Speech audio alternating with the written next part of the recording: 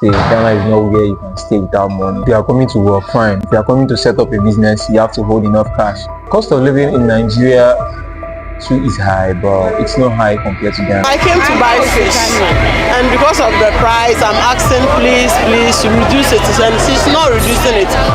And I think I cannot buy it, so I'm going. As far as I keep on searching, I will get it. As a human being, you need to change your mindset. I don't even like being around negative people. I had the worst experience in that house. All because of the lady you brought in. Yeah, all this happened because of the lady I brought in, nothing more. Would you consider moving back to Nigeria?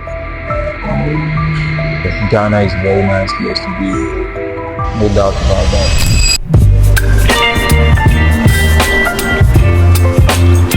My name is Michael, from Nigeria, the eastern part of Nigeria. Ghana has been cool, but it has been both sides, it has been treating me the good side. I've also had the bad side, but all I can say is that it's actually a cool place too. Even though I know a lot of things has been going on my own side personally, but it's also a cool place to stay, regardless. What are you doing currently in Ghana, actually? Into the hospitality field. I currently work in an Asian restaurant. I work there as a kitchen assistant. From my own knowledge, it's not really bad. It's also good when you travel out to other places. You know more about their things, see how things are being done. Actually, you're in Ghana mainly for work, right? For a time, not like I plan coming down to Ghana to stay all my life. For a time being, just come to Ghana, see how things are being done, explore, get to connect, meet people, make new friends, and plan ahead. That's just it. It's not like I'm gonna stay all that long. Okay. And how long have you been in Ghana? It's just 1 year. 1 year. July last year. Wow. Okay, so you've been in Ghana for 1 year. I'm sure you've experienced a lot so far. Tell me about experience trying to look for a job. The experience, working atmosphere is not really easy. Really? It's not really easy. Getting a job too is not really easy. I think it's everywhere too. It's not just about Ghana, West Africa in general. Getting a job too is not easy. You need a lot of connection. You need to know someone. You need to know someone that knows someone before you can get a job. You might think it's by your strength or by your skill or by your experience. No, sometimes you just need the right people in check to put you there. So it hasn't really been easy, because I know coming down here I spent about 2 months doing nothing. Wow. I wasn't really working. Understand? Before I finally got a job somewhere in the lounge as a waiter. Understand? So then getting a job is nowadays from my own side. This is my second place of work. Place I'm working on, so it's not just easy. It's everywhere though. There's no place that is easy, but it's all the same thing. It's not really easy to get job. There's a lot of people in Ghana, they always complain, there are no jobs in the country, there's no job in the country, but someone has been able to move all the way from his country to Ghana here and is working currently. So how did you get a job? Some people say there are no jobs. There are jobs. You just don't have to just sit down and fold your hands. You have to put your hands on deck, do something. You understand? If you sit down and say there are no jobs, you won't get the job. I understand it is for citizens of the country to be like, there are no jobs, and foreigners are coming to get the job. Well, as a foreigner, before you are moving into a different country or something, you are planning again. You already have your plans, you already know what you want, so you are not going to just sit down and keep sleeping and you wait for no. You have to push for it. So it's not really easy getting a job, like I said earlier. I understand, but I just believe once you come out, go to different places, companies and all that, drop your applications, talk to the right people who you know are going to help you in it, and definitely you will get. It might take a little bit of time. Sometimes it might not just take time, but just with ease you will get it, depending. Yeah, so life is like grace to some people. What might take someone a month can take some people 2 weeks, or just a day itself to get it. You understand? Yeah. So the citizen complaining about no jobs, well, it's always like that everywhere. Looking from where I'm coming from to Nigeria, people always complain to no job and all that. Yeah, but you still have a lot of people working there. You still have a lot of people doing fine, going to their job 9 to 5. Yeah, regardless of the complaint that people are complaining about. Yeah, it's just the way it is. Talking about work and then you living in Ghana, actually, how do you see the cost of living? The cost of living here in Ghana is very, very high. It's on the high side. Yes, if it will get worse if you're not doing anything, you're not working, you don't have any skill, you are using to help yourself, there's nothing you're doing, it will get worse because the cost of living here is high. Yeah, because cost of living in Nigeria too is high, but it's not high compared to Ghana, because in Nigeria you can have a little, you can use it to manage for yourself, but the little here that you might have, you might just see that it's nothing, you can't use it to really do something better. So I just feel like someone working in Ghana precisely have to double the hustle, look for something else to match up, because man, the cost of living, from feeding, the electricity tariff, the water bill, rent alone going is killing, man. Wow. Rent is killing compared to Nigeria, you understand? Yeah, in Nigeria there you can have like 150k. 150k naira. Yeah. In Nigeria, 200k. Not less. 150k naira in Nigeria can get you a single room with a single room cell phone. Yeah. With 150k naira, that's like, can get you a single room cell phone, just a small single room cell phone. But in Ghana, you want to get a single room cell phone, they will be telling you about 700 cedis a month. It's just like you're paying almost 800k to a million. Wow. If you are being converting it to Nigeria, you are paying that. And if you are paying that kind of money in Nigeria to get a room, that means you should be paying for, I think, 2-bedroom flats here with that kind of amount. So I feel the cost of living here is more expensive than here. Although Nigeria is a good place to stay, so yeah, it's a good place to live, a good place for you need your comfort and need your peace of mind. Yeah, Ghana is a very nice place to be, no doubt about that.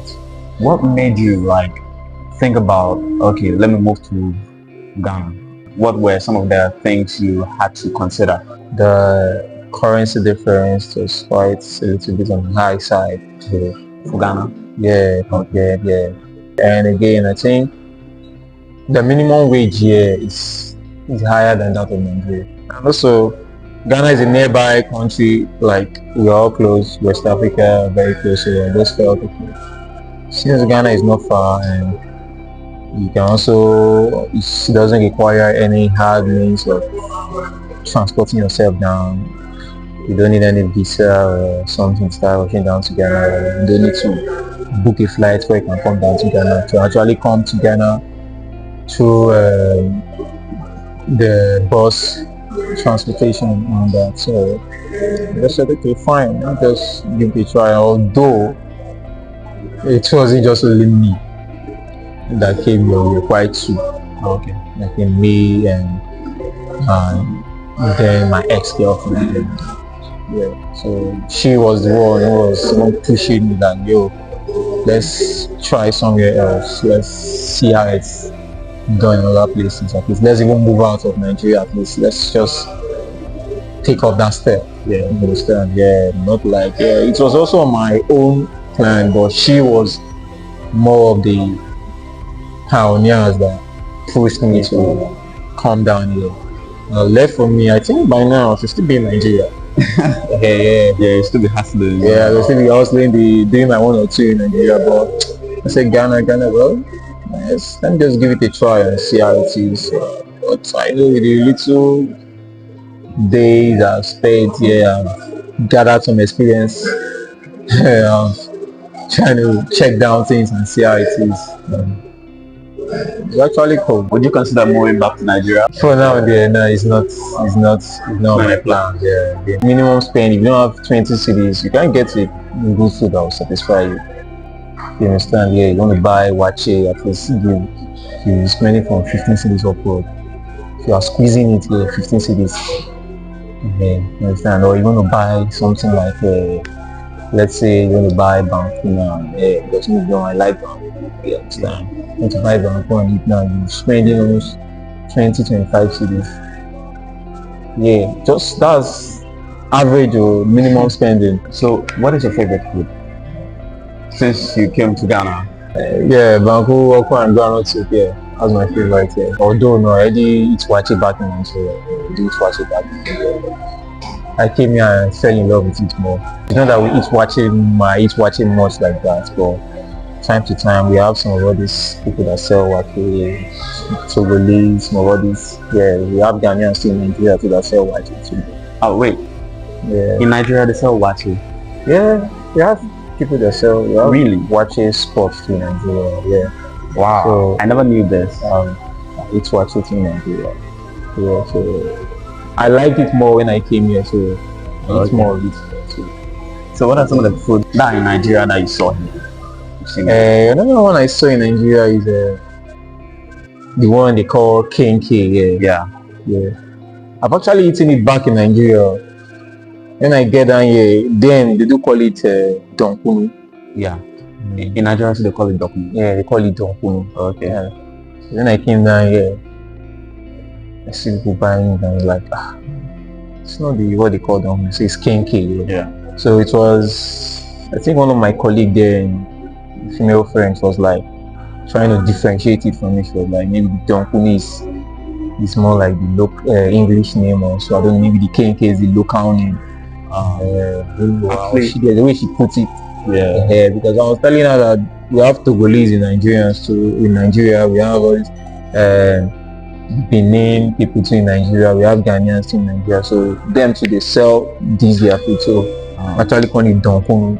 So even my elder brother who introduced me to it because he has traveled, so he knows more of all these foods. So wait, it means that like some Ghanaians actually exported it to Nigeria and then they started doing business like that. Yeah, selling kenke in Nigeria. Sure, definitely. That's right, definitely. That's interesting. Definitely, they're also there too that sells all this local food. I think I do hear of Banku in Nigeria, but I haven't really eaten that. But I do hear of Banku in Nigeria because I had a Ghanaian friend where his mom sells. His mom had a beer parlor shop, so she do prepare some of all this Ghanaian food here too. So, and again, Nigeria too, they have Togolese there too. All these French speaking Africans. So some of them too there, I think they make some of all these meals, this K and all that over there. Like now porridge, now what you call porridge here, we call it's cocoa. We call it here. Yeah, it's porridge.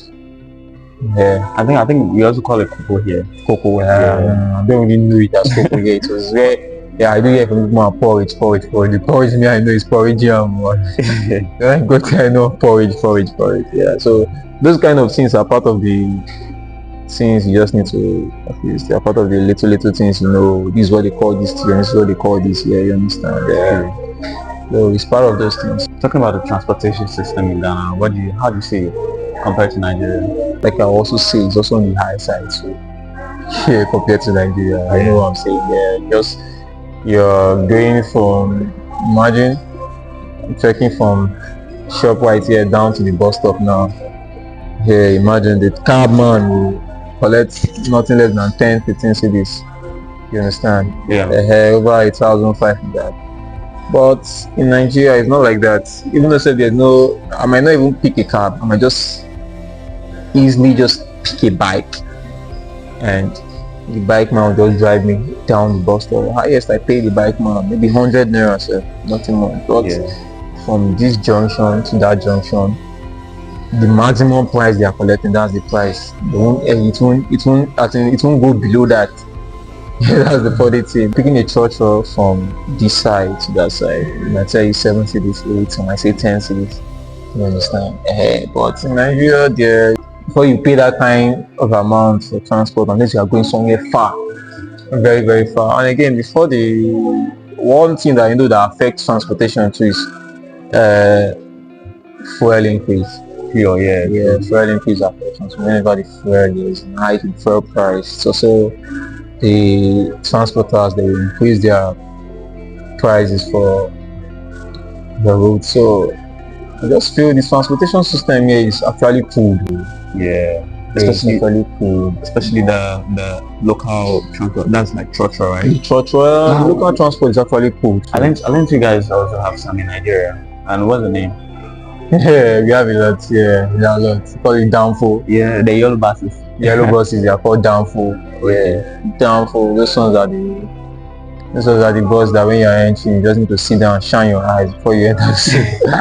Yeah, why is it so? You need to sit down. I know it's not just for anything, because the conductors, the ones you guys call mates, we call them conductor. So some of them can be very crazy, some of them can be high, they might start talking to you anyhow or that. Sometimes some of them might know, some of them might refuse to even give you your change and all that. So different things. There might be some of them will just get on your nerves and be like, what's wrong with this guy? So it's always, you just have to shine your eye whenever you're in this kind of trip. They are annoying, let me just be that way. But it's just the experience too is always fun sometimes. Yeah, especially in Lagos, the experience is always fun where you see fellow conductor telling them all those kind of things, bye, all those kind of things. So it's a very fun experience. Sometimes they will be high and they will start saying all sorts of things. Sometimes they might skip you, they won't collect money from you. Sometimes they might collect money from you twice. It's like that. So that was one funny experience about Danfo on the public transport back in Lagos. There once you pay your money and you go, nobody have time again for you. But Danfo there, people just raise some kind of topics and everybody start chatting. That's what we think. I think it's the same thing here, because like sometimes Ghana, when you sit in a structure like this, sometimes you get to fight with the mate. Sometimes the mate might not be in like the same mood, as you. And then when you say something, you might get provoked and then you like begin to attack the passengers. It's kind of crazy though. So like that's how it is sometimes in Africa. So what are you going to tell someone who wants to like make a bold decision like what you did? What is the advice you give to that person? If you are coming down here, maybe you are coming down here for visit, okay, it's fine. Maybe you are coming down here to stay, gather enough. There is no money that can be enough, understand? But gather enough, because it's a scary place. Ghana is not where you can stay without money. That's the only one thing I observe. You don't have any money, you don't have anything to do. It's dangerous. That's where you can start thinking of stupid things. That's where you can start thinking of bad things to start getting your hand involved in. Just hold enough money, know what you are coming to do. If you are coming to work, fine. If you are coming to set up a business, you have to hold enough cash for it too. You understand? So those kind of things, because in Nigeria, me personally, I don't know about that, but I know of some other people too can also relate. In Nigeria, even though you are not really working like that, there are still chances that I can still get something to eat. I can still go home and I'll still have something to eat. I can still call sister so person, please help me so I might be like 2K there, I don't have anything. You can still have some niggas, some of your G's, some of your childhood friends. You can still walk up to say, yo bro, we know it's not a good thing for you to just maybe depend on someone, but we are just saying if you are in some kind of critical state, I still know people that can still rush that, hello, please, you get us a bit from you, sharply help me run 1 or 2 things, man, take guy. You understand? But like that, it's a different ball game. It's a different ball game entirely when you're a foreigner. You understand? When you're a foreigner, it's a different ball game. When you look your front, look your left, look your right, you just see that you are just standing alone. there's nobody that you can even call or run to that, please, your boss, help me so thing. Anybody you even meet at that moment will tell you, sorry, I don't have. You understand? There you even know that, man, everybody's facing their own, everybody facing their own life separately. Yeah. So it's a different ball game. Man. So yeah, the best thing is just make sure you have enough for yourself to take care of yourself. Yeah. And if maybe you are coming with somebody, for yourself alone. Another advice I also give the person that's coming down here, as a guy, yeah, because I'm a guy too. As a guy, if you are coming down here, the best thing you just do is you come on alone on your own. If you're in a relationship and maybe you're in a serious relationship, or maybe your girl is trying to tell you, let's go together, you want to leave me here, so you will go to Ghana. No, forget about that. You know what you're coming to do. Come on your own, stay, settle down yourself, get your apartment or a room or somewhere, manage and be staying for the meantime. Then when you've gathered enough and you know that you are fit in, then you can invite your girl. Don't do the mistake that we did, like let's say we're crazy in love and we're like, this is my girlfriend, let's come down here together. No, you will face a lot of trouble that you will not be able to come out of. I'm just telling you. So that will be another topic for another day, but I'm just saying, as a guy, it's better off when you are traveling, not just Ghana, anywhere you are going to, maybe Europe, UK, or any place you are going to entirely. Just make sure, as a young guy, you're hustling, you have this hustling spirit, you know what you're looking for, you know what you want to earn, you know what you want to achieve. Travel down to that place on your own, hustle on your own, fight the battles on your own, struggle it out on your own, so that you know that, once the money start entering, you know that, you are taking care of yourself, you know what you got. Once you start getting involved, maybe you came here with your girl, or maybe your fiancés, there's another side of distraction. It's going to affect your hustle. Understand? So that's my own advice. So get enough money on your own when you are coming down. Plan yourself, know what you are coming to do. If you are coming to do business, make sure you have the capital to start up the business. And also, if you're also coming down to work, maybe you want to work in some sector, different companies, prepare yourself. Yeah, because as a foreigner, it's not going to be easy for them to pick you up. Yeah, as a Nigerian in Ghana, it's not easy to get a job. Yeah, you face a lot of challenge. Even though you are good in that aspect, they might have this one way of looking at you that they won't really feel comfortable. Some company won't feel comfortable employing. Some even tell you that we don't employ Nigerians. I've been to companies like that. Yeah, hey, we don't employ Nigerians. We tell you, we don't accept Nigerians in our company. You didn't do them anything, they don't know you, you've not met, you've not encountered, just tell you, we don't employ Nigerians. Some will not want to tell you, so you won't feel bad. Some just trick you that, don't worry, go, we'll call you for the job. You understand? Some will start asking you some kind of questions, who are you staying with? So I actually applied in a big hotel somewhere around, number 1 hotel, the one owned by Chada. I applied there, they called me. I was qualified for the job, but the man was more of, he wants to know about my welfare. Who am I staying with? How long have I been in Ghana? What am I? Some kind of question. I was like, in my mind, I said, you can't just, I'm not getting this job. So they were asking you like personal questions. Yeah, personal question about my own self. Yeah. Who am I staying with? How long have I stayed in Ghana? What's the area I'm staying? Who is the person? Like, can they know the... Wow, this is personal experience. No, mine was like... Okay, so what's the worst experience you've ever encountered?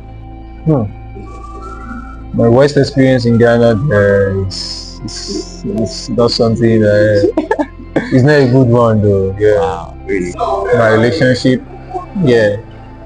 Oh, really? Yeah, Wow. and the apartment I stayed, the apartment I stayed was the room I rented apartment, the room I rented, that's how we call it in Nigeria. When you want to say, I want to rent a room, you just say I'm renting an apartment. Okay. Yeah, but an apartment here in Ghana, it means you are renting a full furnished 4 bedroom, 4 bedroom apartment, room apartment. No.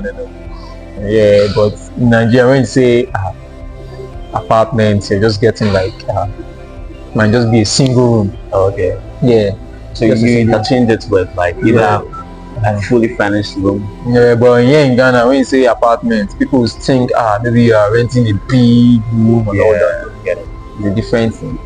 Yeah, and the way we use that apartment word, it can just be a single room. Okay. Yeah, just a single room self home. You can say, this is my apartment, this is where I stay, this is my crib. Yeah. Kind of, And what was your experience there? the experience was not really a good one. Yeah. First and first, I came here with my girl and we both came here together. So things turned out sour. Yeah, that would be a story for me. Things turned out sour and she left, like she ran out of the place. Yeah, without like she ran out of the house without She ran out of the house. yeah. She ran out of the house without any information. Like we had our misunderstanding and she left. Just put that way. We had a misunderstanding and she left. So I was left alone in the room. Yeah, in the room which we rented. Yeah, we rented the room. When we got to Ghana, we rented a single room. Yeah. Rented a single room. We were paying I think 300 a month. Yeah, the landlord was a little bit kind, collected 6 months. Then when the 6 months elapsed, we went to him again and he was like, okay, he doesn't want our money that we should leave due to some issues that were going on in the house. So after some while, we had to call some people and they begged him. Then he allowed us to renew the rent again for another 6 months. Understand? So then he was having some kind of personal issues with me. Yeah, I think, I don't know, maybe he called the girl or maybe he was liking the girl. So he started hating on me because of the girl that I do it. It's crazy, Sha. Crazy. You understand? So he called the whole long story short. When the girl left, the man started maltreating me. That's when I started facing a lot of bad, like I had the worst experience in that house. Like, wow. So yeah, it was worse to the extent that the man had to disconnect. He started doing a lot. He locked the bathroom, he disconnected the lights. Yeah, I was sleeping everywhere. I was sleeping in the dark room for long. That was very bad. Almost 2 months plus. There was no light in the room. He disconnected the lights. When he was telling him that I wasn't the one who paid him, that the person in charge of the house, the person who gave him the rent has gone, that means you have to leave the house. I'm like, for me, what the fuck? So a lot of things was going on. You have to tell the net, make the place like a living hell. Make the place so uncomfortable for me. All because of the lady you brought in. Yeah, all this happened because of the lady I brought in, nothing more. If I was the only one staying there, would have that kind of thing that happened. So it was more like before I have to charge my phone, before I have to even bath a day, I have to go outside, pay money on the public toilets and the bathroom, pay money every day to use the bathroom to bath. You understand? Yeah. This kind of things. So it was real hell that period. So some people were like, report him, take him to the rent control. I was like, no. Then too, I had the job where I was working to, the job stopped. So it was not like everything clashed at the same time, and it was really, really crazy. It was one part of my life that I don't pray to experience anymore. It was really, really hell that period. Like, it was really hell that period. I wasn't doing anything. I had a fresh breakup from the relationship, and the house which I was staying was not like a hell on its own. There was nothing. The only thing I was just gaining sleeping there was just the roof over my head. Nothing. There was no facility of the house. I was enjoying no facility of the house. The only thing I can do then was just to lock the door.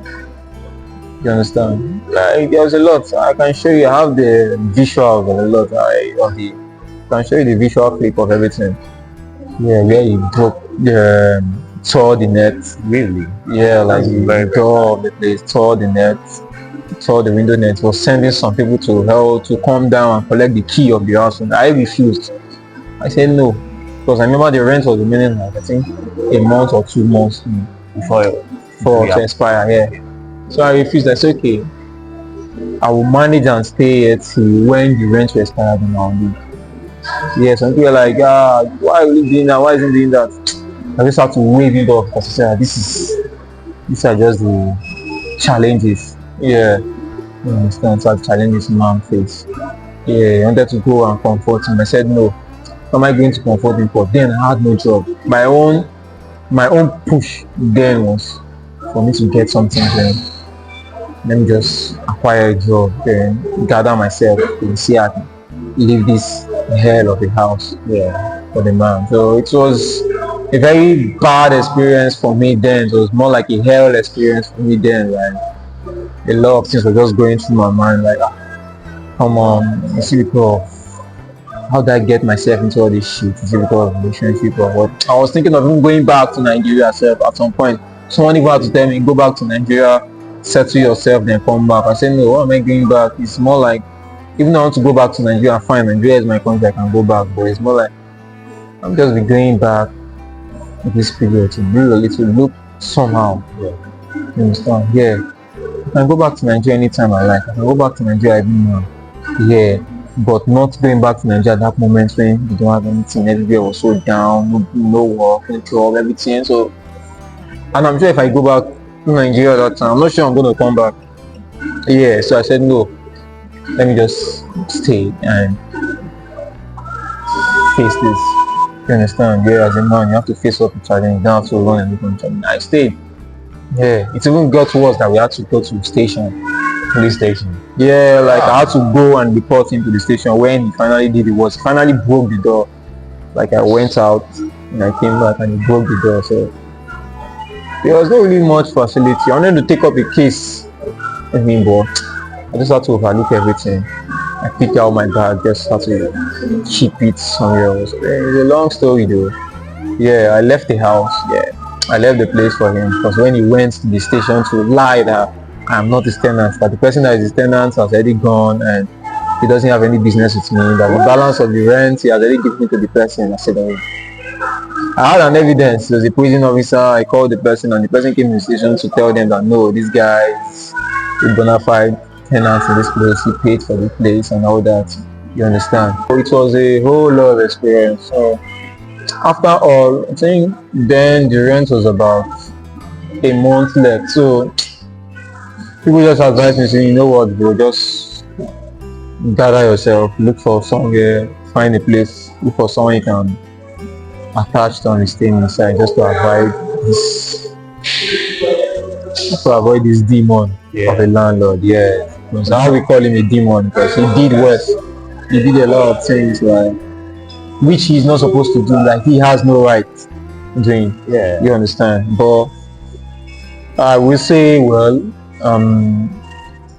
yeah, it's not my country and I don't have rights to just come here and start fighting anybody. I can't start fighting anybody. Yeah. I just feel like let me just avoid trouble. That was the thing. So I had to just to avoid any trouble, police case or anything. I just have to leave the place for peace to reign and let his fate judge me, not me. Understand? Yeah, I made sure I left the place peacefully. I didn't, because a lot of people are giving me bad advice.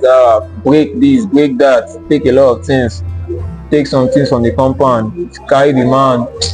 I said no, all those things is not necessary. Yeah, sure. Understand? What I'm thinking of is the way forward. Yeah, no matter what people hurt you, the best way you can just do is to try to get something for yourself.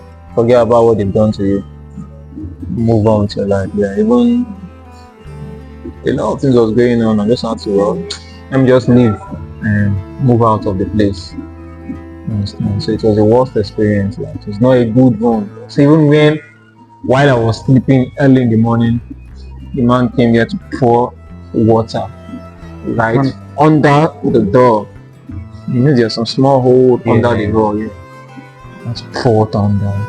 I had to stand up, pick up my mattress and just hang it up, take off my bag, some of my papers or little documents of mine that my get spoiled. I have to put them in, arrange everything down, hang it up. and I left the house. That was very, very bad. It was hell, like hell experience. I've never experienced such in my life before, but I think, well, it's just part of that. It's just part of the things. Yeah, like it's part of those challenges you face as a guy, as a young guy, trying to work things out for himself. You understand? So I just took it up upon myself. Well, all this will turn out to be a story in the later end. So I just had to leave. Yeah. Not like I don't have evidence or anything to fight him over and all that, but looking at how it is going and for the fact that the rent is about to expire, so I just have to leave. That experience was something that is very, It was very a bad. hell Crazy. in life-threatening experience. Yeah, that's how it is. So life-threatening experience. Like I wasn't really comfortable. You understand? You know when you are sleeping and you are not comfortable, you are sleeping. Yeah. You are sleeping with fear inside the room that someone can come in and break your door one day. Because so it was, and the people I was telling, nobody was doing anything. So that Even was the police. Yeah, even the people they were like, he just managed and states he went to expire or something. That was what they told you. I'm telling you, That's so nobody was doing crazy. anything about it. I was like, well, I just had to let go of everything. One reason why I let go of everything, because yeah, I have greater things to achieve ahead. You Yeah. understand? So I had to let go of everything because, and again, it's not my country. So ahead, I would have said, okay, let me start taking up some kind of issue. It was not a good one, but regardless, thank God I'm alive. Yeah, you understand? Yeah. We thank God for life. We thank God for sustainability. We thank God for seeing us through all those times. Yeah, it wasn't really a good experience. It's not an experience I even pray or wish my enemy. How do you see like the future here in Ghana? The future is positive. You understand? Yeah, because me, I'm a man of positivity. Yeah, and that was always one of the things that has been keeping me going. I always have this positive mindset. No matter what, I always keep that positivity. Okay, no problem, I will get this. I'll keep on trying. I'll say, okay, no problem, I'm going to get this. Everything's going to be fine. So it's always been like that. Yeah, it's always been like that for me. That mindset have always helped me a lot in life. So many times I'll be down, but I'll be like, no, I'll come out of this. So whenever I have that kind of mindset, it's always worked out. It always worked out good for me because I remember then when all those things were going on, somebody was like, yeah, why not go back to Nigeria, settle yourself, look at the way you're looking, you're going lean, you're going dry, nothing is going on. So as the person was saying all that, I had to be like, oh, okay, it's fine. I told the person definitely, well, that me, I'm not going back to Nigeria. Not like I'm going to go back to Nigeria and suffer. No. I'm not going to suffer if I go back to Nigeria. You understand? Yeah. Everything's going to be fine. I'm going to be okay. Yeah. But why I said I'm not going to go back to Nigeria at that moment was I saw it more like, it's more like going back to Nigeria at that moment. I see myself more like a warrior. You went to the battlefield and accepted defeat and you ran back. That was the way I was saying it. You understand? That was what I was saying it, like a warrior. You went to the battlefield and you accepted defeat. And so I refuse to be a loser. You understand? No matter what, I'm a winner. So that was the mindset I had. I said, no, I'm not going to go back. I'm going back. What am I going back to do? I'm going back. I don't have anything. I don't have no money, no money, no job, nothing is going on, everything. I don't even have a place to stay, no accommodation and all that. And you say I should go back, man. It's not like then I know how I was before coming down to Ghana. So you telling me to go back to Nigeria is more like then Yeah, I will go back to Nigeria, fine. Family will accept you, you get welcome, you get fed, yeah, you sleep comfortable. Okay, after that, what next? So you understand? So I said no, I'm not going back. Because one thing I understand in life is as a man, you need to, as a guy, just I use the word man, yeah. As a man, you just need to leave your comfort zone. When you are too comfortable wherever you are, then there's a problem, it's a disease. Yeah.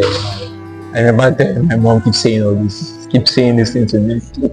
The words, sometimes maybe the tone she used sounds offensive, Yeah. to me then I was like, oh, but as time goes up and I started growing up, I started understanding these things, started knowing that, ah man, this is true. As a man, you need to leave your comfort zone, even though you are in your house. Maybe, yeah, there are lots of us like that. Some of us, our family are okay. Some of us, they are doing fine. Some of us, they are at least living above average than the normal citizen in Nigeria. You understand? But there are some people that they just feel relaxed. They are okay with the way things is going on. No, you have to be disturbed. Let's have that. You know, when you are sitting down somewhere and there is a pin, something is pinching you in your ass or somewhere, you don't sit there again. You understand? So you need to have that uncomfortability. You don't need to feel relaxed enough. You need to get up. So that's all the thing. So one of the reasons why I say I'm not going to go back, because I don't want to go back to my comfort zone. No, go back there, I'll just feel no. Yeah. I refuse going back, and I refuse going back that moment because I see myself like a loser. Yeah. So I said no. There are a lot of things that have gone on. Even when I'm looking for a job, it might take up my time. The job might not be coming. I might get rejection, disapproval from different places. But I always have this positive mindset that no, come on, I will get the job. Yeah, as far as I keep on searching, I will get it. So it has always been a factor that has always been helping me in my day-to-day life. That mindset, it's very important as a man, as a human being. You need to change your mindset. Just keep up the positive mindset. Don't be on the negative side. So one thing about me, I don't even like being around negative people. If I'm around somebody and I'm trying to say something that I'm going to do this, I'm going to do that, and you're trying to counter what I'm saying, man, I see you as an enemy. I'm not going to talk to you. I'll just give you distance. You understand? Because I see you as someone that you don't have dreams, you don't believe in yourself. You don't believe that within the short period of time, within the remainder of the days in 2024, you can still achieve that goal that you want to achieve. So when I see you as that kind of person, I just give you distance. You understand? So having a positive mindset is always good. Has helped me a lot. Yeah, because when I wasn't even doing anything, there was no job, no nothing. I submitted application in a lot of places. Even the ones that know me very well, that knows how capable I am, knows my work experience. It's okay, we'll call you, I'll fix you in one of them. How did I manage to get a job? Just through someone, a friend. I just talk to a friend and the person just come, tell the person that I was the one who sent you. That's all. Yeah, you understand? So the mindset alone, it's positive. So me, I feel the future year is positive for me. Yeah, because even from the beginning, from the first day I stepped in my foot here, it has been of God's grace and favor. There are some things some citizens here struggle to get, but it didn't even take me more than 2 to 3 days before getting it. I got it with ease. So you understand? So that was the mindset. I always have this positive mindset, believe, then you work towards it. That's just the thing. So it has been of help to me. Not like I've gotten all that I want in this life. No, I've achieved or I've been in that place of my dream. No, but I just believe I'm getting there. Yeah, the future here is bright. I can say the future here is bright. Yeah, the future is bright for everybody, provided you know what you are doing, provided you know what you want. Yeah, provided you know how to accomplish your dream. You understand? Yeah, so the future is bright for everybody. So it's just a belief, it's just your faith. If you were given the opportunity, right, to like invest in Africa, right, what would you do? Like, what sector will you venture into? Give me the opportunity. Definitely, there. We invest in the hospitality sector because I have the experience, and coupled with the experience and the places I've worked and all that. Here in Africa, the hospitality sector is one particular sector that is booming. Yeah, it's a very lucrative industry on its own. So I'll invest in the hospitality sector. Yeah, build an hotel. Yeah, if I have the money, yeah, build an hotel, a nice lounge. Oh, it's yeah. Then also, if I want to invest here too, yeah, I also have. I'm a lover of fashion though. Don't mind it. Yeah, I like fashion. Yeah, regardless, I like fashion. So I think yeah, I also invest in the fashion side. Yeah, a nice clothing line and all that. Yeah, yeah. I also invest in it. It's something because I know Africa, we are known for styles. We are known for our specific fashion lines. Yeah, our style is unique and all that. So I like to invest in the fashion aspects. Yeah, Yeah, understand the African fashion, the African attire, the natives and all that. The local attires in Africa. Yeah, yeah. so you're into fashion and then also hospitality. Yeah, fashion and style. Okay, that's great. And if someone wants to like invest here, like what would you tell the person? Like, if the person wants to invest in Africa, what would you tell them? If you want to invest here in Ghana, it's a good place, no doubt. I'm not gonna discourage you. If you want to invest here, it's a good place. Yeah, it's a good place for you to invest, and I can tell you, yeah, you can invest here, and you can be 100%. You can have this 100% guarantee that your business, whatever you're doing, can have this guarantee that it's safe. Yeah. You understand? You don't need to worry or think of anything. Yeah. Provided you have your money and everything. If you want to invest here, Ghana is a nice place to invest in, no doubt about that. I won't lie about that. It's a cool place. Business, a lot of business. Yeah, you have a lot of foreign traders over here, so business is gonna transfer. That's what we have for you today. This is Michael sharing his story from Nigeria to Ghana, and then like he being in Ghana for I think a year now. Yeah, just a year. Like he shared his experience, the West, the good and the bad, all of it. And if you like the video, let me know what you think about his story, and then if you have any suggestions to put it down in the comment section, and I'll see you guys on the next one.